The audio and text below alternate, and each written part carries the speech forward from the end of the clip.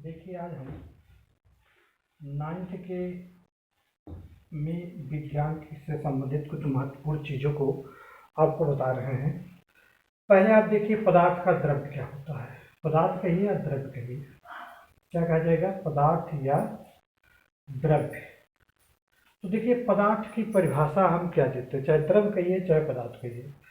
तो देखिए पदार्थ या द्रव्य जिसे कहा जाएगा जो स्थान घेरता हो, क्या घेरता हो, स्थान घेरता हो तथा उसमें द्रव्यमान हो, उस पदार्थ उसे हम पदार्थ या द्रव्य कहेंगे। देखिए परिभाषित कैसे किया जाता है, पदार्थ या द्रव्य को जो स्थान घेरती है तथा जिसमें द्रव्यमान होता है उसे हम पदार्थ कहते हैं। जैसे आप ले लीजिए लोहा ले लीजिए, जल ले लीजिए, हवा ले लीजिए, लेकिन प्रकाश जो है क्या है, प्रकाश को हम द्रव्य नहीं कहते हैं या पदार्थ नहीं कहेंगे, क्योंकि यह स्थान नहीं घेरता है और इसमें द्रव्यमान भी नहीं होता है। तो हम प्रकाश को द्रव्य या पदार्थ नहीं कहेंगे। देखिए परिभाषा क्या है, जो वस्तु स्थान घेरती है, क्या करती है, स्थान घेरती है। जो वस्तु स्थान घेरती है तथा जिसमें द्रव्यमान होता है, क्या होता है, द्रव्यमान होता है। अब उसे हम पदार्थ या द्रव्य कह सकते हैं। लेकिन जिसमें जो स्थान नहीं घेरती, न द्रव्यमान नहीं होगा, तो उसे हम द्रव्य पदार्थ नहीं कहेंगे। ये तो पहला पॉइंट हमारा था। देखिए अब आप कहेंगे द्रव्य और पदार्थ की कई अवस्थाएं होती हैं। द्रव्य पदार्थ की अगर अवस्था देखी जाए तो मुख्य रूप से 3 होती है, उसे 5 होती है, लेकिन कोर्सों में यहाँ 9th में 3 ही रखा जाता है। तो 3 अवस्थाएं होती है, ठोस, द्रव और गैस। कौन सी अवस्था होती है, पहली अवस्था हो जाएगी द्रव्य की, ठोस हो जाएगी। दूसरी अवस्था क्या हो जाएगी, ठोस द्रव हो जाएगा। तीसरी अवस्था क्या हो जाएगी, गैस हो जाएगी। ये 3 अवस्थाएं होती किसकी, द्रव्य की होती है या पदार्थ की होती है। ये तो हम पहला पॉइंट था पदार्थ या द्रव्य के बारे में। दूसरा हम देखिए क्या, जिसकिसे द्रव्यमान कहा जाता है, क्या कहा जाता है, द्रव्यमान। द्रव्यमान किसे कहा जाता है, देखिए द्रव्यमान का तात्पर्य क्या है, किसी वस्तु की संपूर्ण परिमाण को उसको हम क्या कहेंगे, द्रव्यमान कहेंगे। किसी वस्तु के संपूर्ण परिमाण को उसे क्या कहा जाता है, द्रव्यमान कहा जाता है। अब संपूर्ण परिमाप माने क्या हो जाएगा, जैसे 1 किलो चीनी हमको तौलना है, तो वह पूरा जो है उसका जिससे तौला जाएगा उस पर आपका पूरा उसका द्रव्यमान होना चाहिए, या उसका पूरा अब द्रव्य रखेंगे तो उसका जितना संपूर्ण परिमाण आएगा वही उसका क्या हो जाएगा, द्रव्यमान हो जाएगा। अर्थात द्रव्यमान किसे कहा जाता है, किसी वस्तु के या पदार्थ के संपूर्ण परिमाण को हम क्या कहते हैं, द्रव्यमान कहते हैं। अब आपका तीसरा पॉइंट क्या हम ले रहे हैं, देखिए तीसरा पॉइंट क्या हो जाएगा, बल हो जाएगा। तीसरा पॉइंट क्या हो जाएगा, बल हो जाएगा। अब देखिए बल किसे कहा जाता है, देखिए बल की परिभाषा जो हम देंगे, बल वह बाह्य कारक है। बल क्या है, बाह्य कारक है। बल वह बाह्य कारक है जिससे किसी वस्तु की स्थिति में परिवर्तन करता है या परिवर्तन करने का प्रयत्न करता है, उसे हम क्या कहते हैं, बल कहा जाता है। या आप ये भी कह सकते हैं, बल वह कारण है जो किसी वस्तु की क्रियाशील, वस्तु पर क्या हो, क्रियाशील होता है, होने पर उस वस्तु की विराम या गति की अवस्था में बदलता है या बदल देता है, बदलने की कोशिश करता है। तो हमने क्या बताया, बल वह बाह्य कारक है जिससे किसी वस्तु की स्थिति में परिवर्तन होती है, परिवर्तन करने की चेष्टा करता है। या तो आप क्या कह दीजिए, या तो आप कह दीजिए बल वह कारण है जो किसी वस्तु पर क्रियाशील हो। बल वह कारण है जो किसी वस्तु पर क्या हो, क्रियाशील होता है और उस वस्तु को विराम या गति की अवस्था में बदलने का प्रयत्न करता है या बदलता है, तो इसे हम बल कहते हैं। अब आप जानते हैं बल बराबर क्या होता है, देखिए बल बराबर आपका क्या हो जाएगा, बल बराबर द्रव्यमान गुणे क्या हो जाएगा, त्वरण। तो बल बराबर द्रव्यमान गुणे त्वरण। जैसे आप ध्यान समझिए, अगर आप साइकिल चलाते हैं तो वहाँ कार्य की प्रक्रिया तो नहीं है, लेकिन बल आप लगा रहे हैं। तो जब बल लगाते हैं तो आपका जितना द्रव्यमान होगा, जैसे आप साइकिल चला रहे हैं तो आपका द्रव्यमान और साइकिल का द्रव्यमान, अगर एक ठूप से बोरा डाल देंगे तो द्रव्यमान बढ़ जाएगा, तो द्रव्यमान बढ़ेगा तथा त्वरण बढ़ जाएगा। यदि घर्षण बढ़ा त्वरण बढ़ जाएगा, तो बल आपको क्या करना पड़ेगा, अधिक लगाना पड़ेगा। अर्थात बल द्रव्यमान और त्वरण के क्या होता है, अनुपाती होता है। अब आप देखिए बल के बाद आपका आ जाएगा भार। क्या लिया जाएगा, भार। भार किसे कहा जाता है, आप ये जानते हैं, जैसे देखिए एक न्यूटन वैज्ञानिक थे, तो उन्होंने बाग में सोए हुए थे। अब उस सोते समय उनको नींद नहीं आँख खुली थी, बस जिस बाग में सोए थे वह सेब का बगीचा था। अब सेब नीचे से पृथ्वी पर गिरा, तो उस व्यक्ति के दिमाग में यह गूंजा कि अगर वह सेब पृथ्वी पर क्यों गिरा, अर्थात उसको आकाश में भी जाना चाहिए, क्योंकि आकाश और पृथ्वी का उस समय कंडीशन एक ही दिखता था। तो वह व्यक्ति उसी समय उसने विचार किया कि पृथ्वी प्रत्येक वस्तु को अपने केंद्र की तरफ क्या करती है, आकर्षित करती है। तो पृथ्वी प्रत्येक वस्तु को अपने केंद्र की ओर आकर्षित करती है। अब देखिए पृथ्वी प्रत्येक वस्तु को अपने केंद्र का आकर्षित करती है। अब वह देखिए, अब वह आकर्षण को क्या कहा जाएगा, गुरुत्वाकर्षण कहा गया। क्या कहा गया, गुरुत्वाकर्षण कहा गया। तो यहाँ भार की परिभाषा क्या दी जाती है, पृथ्वी जिस बल से किसी वस्तु को अपने केंद्र की ओर आकर्षित करती है, पृथ्वी जिस बल से किसी वस्तु को अपने केंद्र की ओर आकर्षित करती है, वह उसका क्या कहलाता है, भार कहलाता है। तो भार को यहाँ बल के स्थान पर देखिए, बल के लिए F प्रयोग किया जाता है। F बराबर क्या होता है, MA। लेकिन भार के लिए क्या होता है, W बराबर क्या हो जाता है, M इंटू G हो जाता है। यह G गुरुत्वीय त्वरण है और M वस्तु का पिंड का द्रव्यमान है और W क्या है, भार है।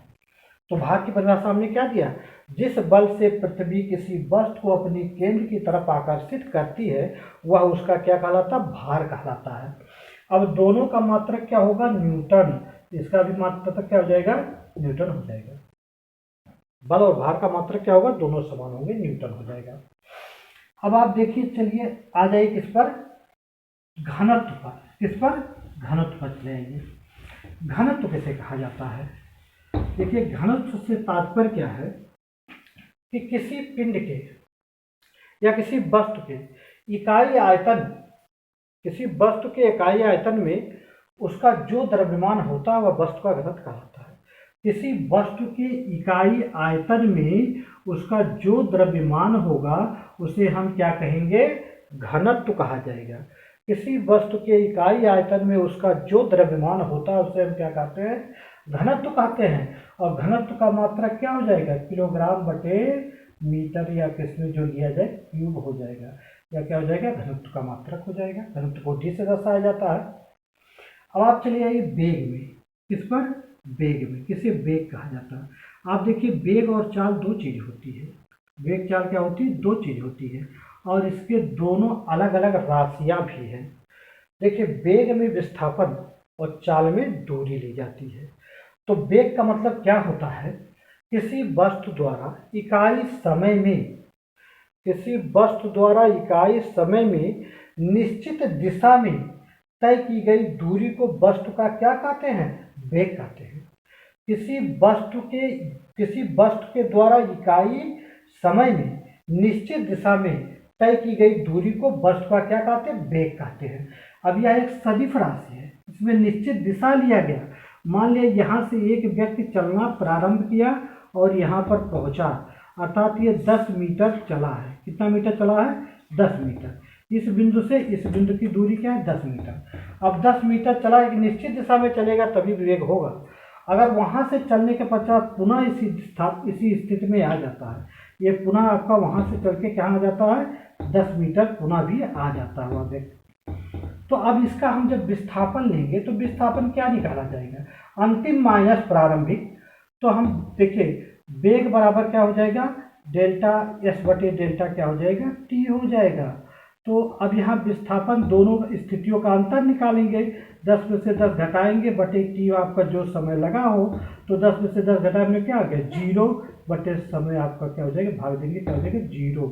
तो वेग 0 हो सकता है लेकिन चाल 0 नहीं होगा, क्योंकि वेग में विस्थापन लिया जाता है, चाल में दूरी ली जाती है। और विस्थापन निश्चित दिशा में तय की गई दूरी को विस्थापन कहते हैं। यहाँ परिभाषा में विस्थापन का ही संबोधन किया जाता है। आप ये भी कह सकते हैं किसी वस्तु द्वारा इकाई समय में हुए विस्थापन को वस्तु का क्या कहते हैं, वेग कहते हैं। या तो आप ये कह दीजिए किसी वस्तु द्वारा इकाई समय में निश्चित दिशा में तय की गई दूरी को वस्तु का क्या कहते हैं, वेग कहते हैं। अब वेग देखिए निश्चित दिशा है, अर्थात दिशा है तो सदिश राशि है, अगर दिशा नहीं होती तो अदिश राशि, तो वेग कैसा हो जाएगा, सदिश राशि हो जाएगा। अब चले ये चाल में, तो चाल में हम बता रहे क्या लिया जाता है, दूरी। किसी वस्तु द्वारा इकाई समय में तय की गई दूरी को वस्तु का क्या कहते हैं, वस्तु की चाल कहते हैं। हमने परिभाषा चाल के क्या दिया, किसी वस्तु द्वारा एकांक समय में चली गई दूरी को वस्तु का क्या कहते हैं, वेग कहते हैं। लेकिन दोनों का मात्रक सेम होता है, राशियां अलग होती हैं। ये हमारी सदिश राशि वेग हो जाता है, चाल क्या हो जाती है, अदिश राशि। अब दूरी क्या है, दूरी क्या है, किसी देखिए किसी वस्तु द्वारा जितना पथ एकांक समय में तय किया जाता है, जितना पथ आपका तय करेंगे, पथों की दूरी क्या, पथों की लंबाई क्या हो जाएगी, उसकी दूरी हो जाती है। अब चलिए अब त्वरण पर, क्या हो जाएगा, त्वरण, किसे त्वरण कहा जाता है। देखिए त्वरण क्या है, अब जितना जैसे आप सड़क पर चलते हैं तो उभर खाबर सड़क रहेगी तो आप तीव्र गति से चल नहीं पाएंगे, धीमे धीमे चलेंगे, अर्थात वहाँ रुकावट ज़्यादा है, अर्थात त्वरण ज़्यादा है। तो त्वरण का मतलब होता है वेग में, समय के साथ वेग में जितना परिवर्तन होता है उसे हम क्या कहते हैं, त्वरण कहते हैं। तो किसी वस्तु के एकांक समय अंतराल नहीं, किसी वस्तु द्वारा किसी वस्तु के वेग परिवर्तन की दर को क्या कहा जाता है, त्वरण कहा जाता है। किसी वस्तु के वेग परिवर्तन की दर को हम क्या कहते हैं, त्वरण कहते हैं। अब त्वरण का मात्रक क्या हो जाएगा, त्वरण बराबर ये होता है, तो इसका डेल्टा बी बाई क्या हो जाएगा, डेल्टा टी हो जाएगा, क्योंकि वेग परिवर्तन के समय दर को त्वरण कहा गया। इसका मात्रक आप जानते हैं मीटर बटे सेकंड होता है, और इसका मात्रक भी क्या हो जाएगा, सेकंड हो जाएगा। अब इसका मात्रक क्या बनना, मीटर बटे क्या बन जाएगा, मीटर बटे सेकंड का स्क्वायर हो जाएगा, मीटर बटे सेकंड का क्या हो जाएगा, स्क्वायर हो जाएगा। ठीक, इसका मात्रक बन जाएगा, त्वरण का मात्रक बन जाएगा। अब आप चले आइए, अब आप देखिए न्यूटन एक वैज्ञानिक जो हमने लिया है, तो न्यूटन ने गति का 3 नियम दिए थे। न्यूटन ने गति का क्या नियम दिया, 3 नियम दिया। तो न्यूटन का पहला जो नियम था जड़त्व का नियम कहलाता है। जैसे उन्होंने क्या कहा, अगर कोई वस्तु विराम अवस्था में है या कोई वस्तु गतिशील अवस्था में है तो वह तब तक विराम अवस्था या गतिशील अवस्था में रहेगी जिस पर बाह्य बल लगा के उसके स्थिति में परिवर्तन ना किया जाए। तो इसे न्यूटन का पहला नियम कहा गया। दूसरा नियम क्या था, दूसरा नियम आपका यही था कि कोई वस्तु पर अगर बल हम लगाते हैं तो वस्तु का बल जो लगेगा द्रव्यमान गुणे इंटू त्वरण के क्या हो जाएगा, अनुक्रमण अनुपाती हो जाएगा। उसमें दूसरा नियम कहा गया।